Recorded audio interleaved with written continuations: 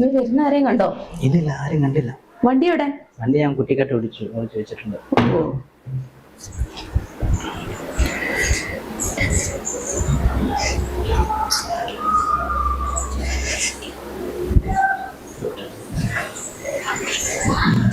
പിന്നെ പിന്നെന്നല്ല, എന്തുവാ പറ. പിന്നെ എന്തൊക്കെയാ വിശേഷങ്ങളൊക്കെ? നല്ല വിശേഷം തന്നെ. അതൊന്ന് പറഞ്ഞു വരുന്നേ. നമ്മുടെ നീ പേടിക്കേണ്ട ആവശ്യമൊന്നുമില്ല. ആരെന്ത് പറഞ്ഞെന്ന് പറഞ്ഞു കഴിഞ്ഞാലും ഇപ്പം നിന്റെ ഹസ്ബൻഡ് നിന്നെ തള്ളിക്കളഞ്ഞെന്ന് പറഞ്ഞാൽ ശരി, നിന്റെ കൂടെ ഞാനുണ്ടാവും. അത് എത്ര നിങ്ങൾക്കില്ലേ കുടുംബം, നല്ലൊരു ഫാമിലി ഒക്കെ വേണമെന്നുള്ളത്?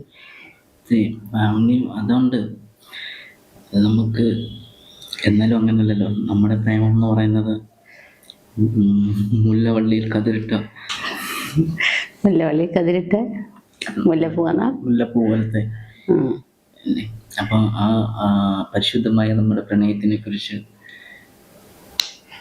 ആ പ്രണയത്തെ നിനക്ക് തലോലിക്കാൻ പറ്റത്തില്ലേ? പക്ഷേ എൻ്റെ സാഹചര്യങ്ങളൊക്കെ ഇങ്ങനെയൊക്കെയാണ്. ഞാൻ ആദ്യം പറഞ്ഞിട്ടുണ്ടല്ലോ. അതൊന്നും കുഴപ്പമില്ല.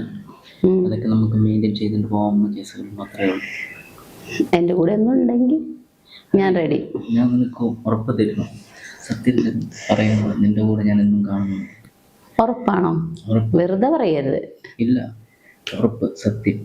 ഈ ഒരു സ്നേഹം എന്നും എനിക്ക് ഉണ്ടാവുമെന്ന് ഞാൻ വിശ്വസിച്ചോട്ടെ?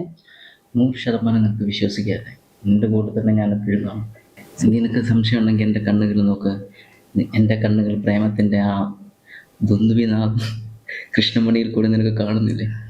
എനിക്ക് അതിനെ കുറിച്ച് വലിയ വശമില്ല.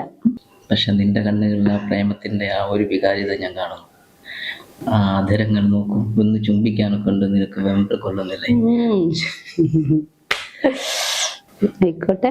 എത്ര നാളായി ഞാനൊന്ന് ഇവിടം വരെ വരാൻ പറയുന്നു? ഇതുവരെ ഇങ്ങോട്ടൊന്നും എത്തിയിട്ടില്ലല്ലോ.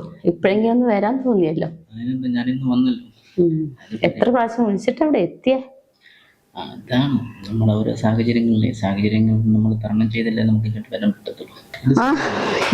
ആട്ടെ, പിന്നെന്താ? പിന്നെ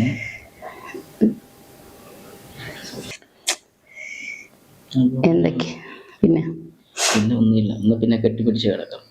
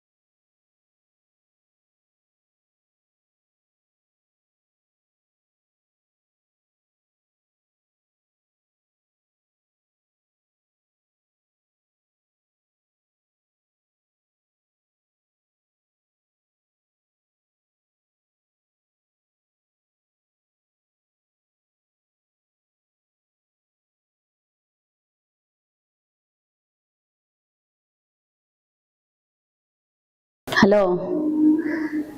ആ രവിയേട്ടാ, ഉടനെ ഒന്ന് ഇവിടം വരെ വരണം.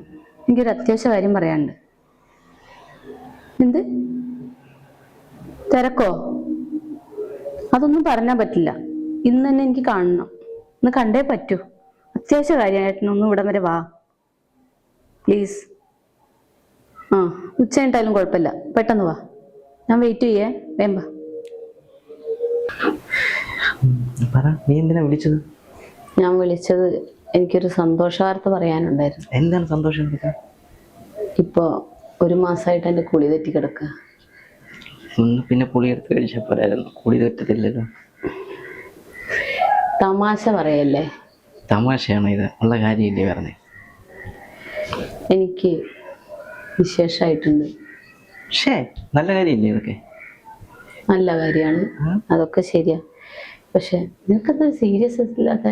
എന്തിനാ ഞാൻ സീരിയസ്നെസ് ആയിട്ട് എടുക്കുന്നത്? നീ കല്യാണം കഴിച്ചു കഴിഞ്ഞാൽ പിള്ളേരെങ്ങനെ പ്രഗ്നന്റ് ആവും? സ്വാഭാവികം. എൻ്റെ ഹസ്ബൻഡ് 5 വർഷമായിട്ട് ഇവിടെ ഇല്ല എന്നുള്ളത് എനിക്കറിയാലോ. ആ കൊച്ചിന്റെ അച്ഛൻ ആരാന്നുള്ളത് നിനക്കറിയുന്ന കാര്യമല്ലേ? സത്യം പല്ലി കളിച്ച് ഞാനങ്ങും അല്ലേ? ഏ, പല്ലി കളിച്ചല്ല, ഞാനങ്ങും അല്ല. നിങ്ങൾ പ്രഗ്നന്റ് ആണെങ്കിൽ എന്നോടൊന്നും പറയുന്നു. ഞാനങ്ങും അല്ല. പിന്നെ ഇപ്പൊ എന്താണ് വേണ്ടത്? ആവശ്യം എന്താണ്? നമുക്ക് ഇപ്പൊ പ്രഗ്നന്റ് ആയി, എന്തായാലും ഇയാൾ പ്രഗ്നന്റ് ആയി. അപ്പൊ നമുക്ക് അതിനകത്ത് സോർട്ട് ഔട്ട് ഉണ്ട്. നമുക്കത് അബോർട്ട് ചെയ്ത് കളയാം. നിങ്ങൾ അന്ന് എന്താ പറഞ്ഞ എന്നോട്? എന്ത് പ്രശ്നം വന്നാലും എന്റെ കൂടെ നിന്നോളാന്ന് പറഞ്ഞിട്ടല്ലേ ഞാൻ എല്ലാത്തിനും വഴങ്ങിയത്? അന്നത്തെ മാനസികാവസ്ഥയിൽ നമ്മൾ അങ്ങനെ പറഞ്ഞിട്ട് എല്ലാപ്പോഴും അങ്ങനെ ചെയ്യാൻ പറ്റുമോ? അതന്ന് അങ്ങനെ പറഞ്ഞു പോയി. ഇതിപ്പോ നമുക്ക് ഒറ്റ കേസിൽ നമുക്ക് നാളെ ഹോസ്പിറ്റലിൽ പോയിട്ട് ഡോക്ടറിനെ കണ്ട് നമുക്ക് അബോർട്ട് ചെയ്യാം. 5 വർഷമായിട്ട് കുഞ്ഞുങ്ങളില്ലാതെ ഞങ്ങളുടെ ഈ വിഷമം തീർക്കാൻ ദയവായിട്ട് നിന്നിലൂടെ എനിക്കൊരു കുഞ്ഞിനെ കിട്ടിയത്. അതിനെ ഞാൻ ഇനി എങ്ങനെ വളർത്തണം? അച്ഛനില്ലാതെ വളർത്തണം? എനിക്ക് എൻ്റെ ഹസ്ബൻഡിനെ ചതിക്കാൻ പറ്റില്ല. നമുക്ക് എവിടെയെങ്കിലും പോയി ജീവിക്കാം. ഇല്ല, അത് നമുക്ക് അതിനകത്തൊരു സോർട്ട് ഔട്ട് ചെയ്യാതെ ഇപ്പം ഒരു 2 മാസം കൊണ്ട് വെയിറ്റ് നമുക്ക് അതിനകത്ത് സോർട്ട് ഔട്ട് ചെയ്യാം.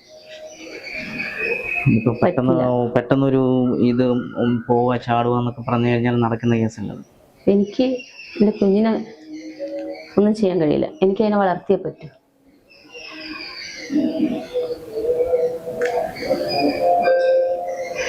ഞാനന്ന് ഒരുപാട് പ്രാവശ്യം പറഞ്ഞതല്ലേ, എന്ത് വന്നാലും എൻ്റെ കൂടെ ഉണ്ടാവുമെന്ന് ചോദിച്ചതല്ലേ. അതിന് എത്ര മാർഗങ്ങളുണ്ടായിരുന്നു ആ സമയത്ത് നശിപ്പിച്ച് കളയാനൊക്കെ ഉണ്ട്. അതൊന്നും നിന്നെ കൊണ്ട് പറ്റിയില്ലായിരുന്നല്ലോ. ഇത് എല്ലാത്തിനും ഞാൻ എടുത്ത് ചെയ്യണമെന്നുണ്ടോ? അതിപ്പോ നിന്റെ ഒരു കെയർലെസ് കൊണ്ട് തന്നെ അങ്ങനെ സംഭവിച്ചത്. ഇതിനകത്ത് ഞാനിപ്പോ ഇങ്ങനെ ചെയ്യണമെന്ന് പറഞ്ഞു കഴിഞ്ഞാൽ എന്ത് ചെയ്യാൻ പറ്റും? എനിക്കെല്ലാം മനസ്സിലായി. ഇനി ഒന്നും ചെയ്യണ്ട. എന്ത് ചെയ്യണമെന്ന് എനിക്കറിയാം. നീ എന്താണെന്ന് വെച്ച് കഴിഞ്ഞാൽ ചെയ്യും. ഞാൻ എൻ്റെ വഴി എന്താന്ന് നോക്കട്ടെ. ശരിയെന്നാ ഞാൻ പോകുന്നു.